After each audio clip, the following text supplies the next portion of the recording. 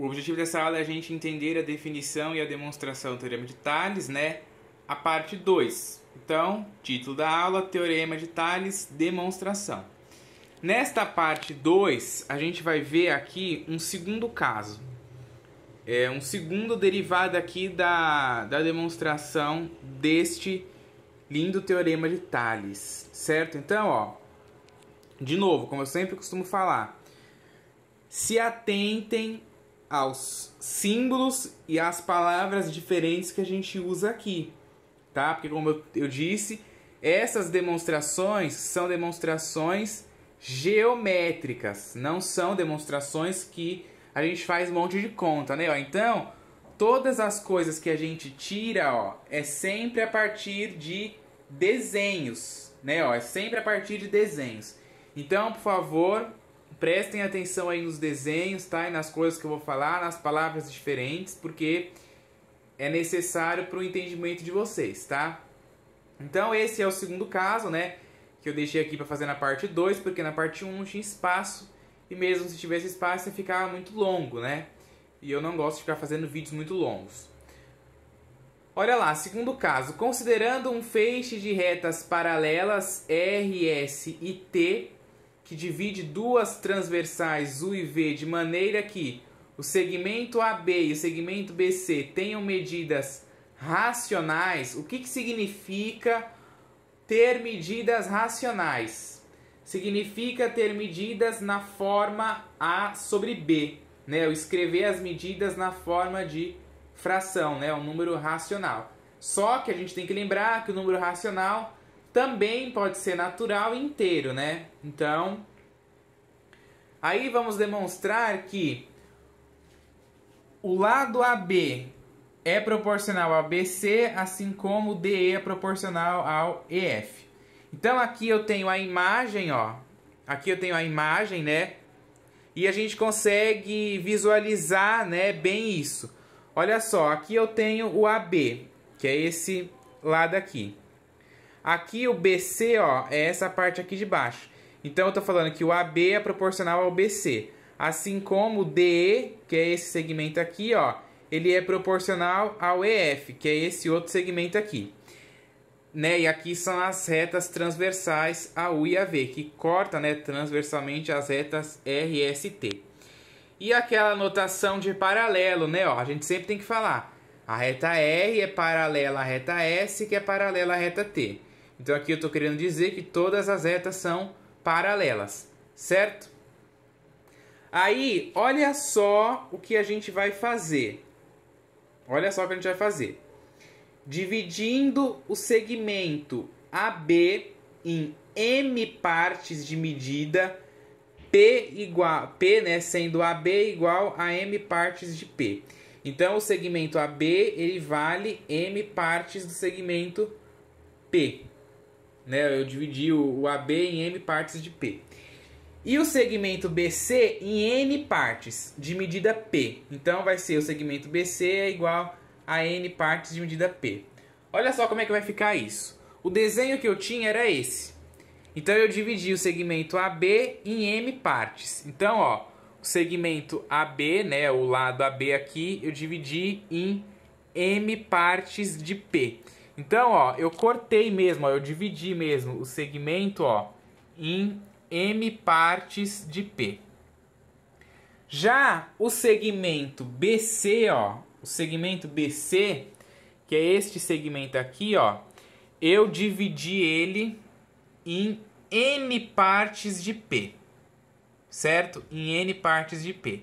Aí a gente lembra também, né, ó, que as retas R, S e T continuam aí sendo paralelas, certo? Eu fiz a minha divisão ali. Pelos pontos que dividem o segmento AB e o segmento BC, traçamos retas paralelas ao feixe de retas R, S e T. De acordo com o primeiro caso, né, o caso que a gente viu no vídeo da parte 1, as retas paralelas determinam no segmento D e no segmento F, respectivamente, M e N segmentos congruentes. O que significa ser segmentos congruentes? significa que os segmentos são iguais, cuja medida está indicada por quê?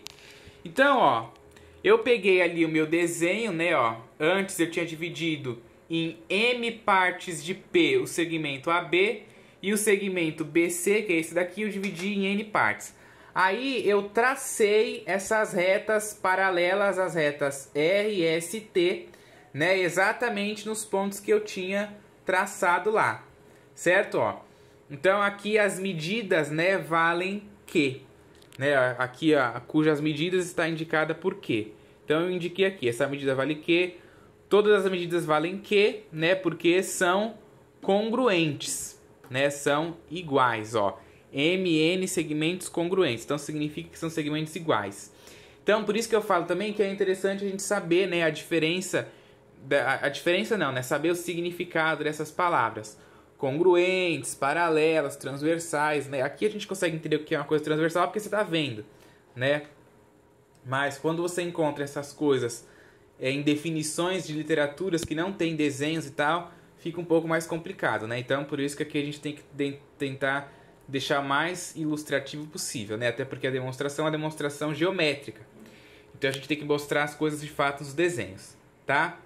Então aí eu tenho aí os segmentos, né, as minhas retas paralelas com as retas R, S e T que eu tracei. Aqui são segmentos, né, em M partes de P e aqui em N partes de P. O que a gente pode concluir desse desenho? Ó? Assim a gente vai ter que o lado BC é proporcional ao... Desculpa, que o lado AB é proporcional ao BC. Então, ó, esse lado AB ele é proporcional ao BC. Porque os segmentos aqui têm as mesmas medidas. E assim como as M partes de P é proporcional às N partes de P. Né? Ó, aqui está as M partes de P, ó, que é essa primeira parte ali, ela é proporcional às N partes de P. Né? Aí a gente simplifica aqui o P com P, então isso é igual a M sobre N. Né? Então... este lado, né, tô querendo dizer que isso aqui é proporcional a isto, certo? Este segmento é proporcional a este. E a gente tem também que o DE é proporcional ao EF. Onde está o DE? Está aqui, que é proporcional ao EF. Assim como as M partes de Q é proporcional às N partes de Q. Que são essas outras medidas aqui, ó, que eu chamei de Q, certo? Aí na hora que a gente faz a simplificação, né, você simplifica aqui o Q com Q, vai sobrar só M sobre N. E isso aqui eu estou querendo dizer o quê? Que esse segmento aqui, né, é proporcional a esse. Assim como esse é proporcional a esse. Então, portanto, a conclusão que a gente tem é isso.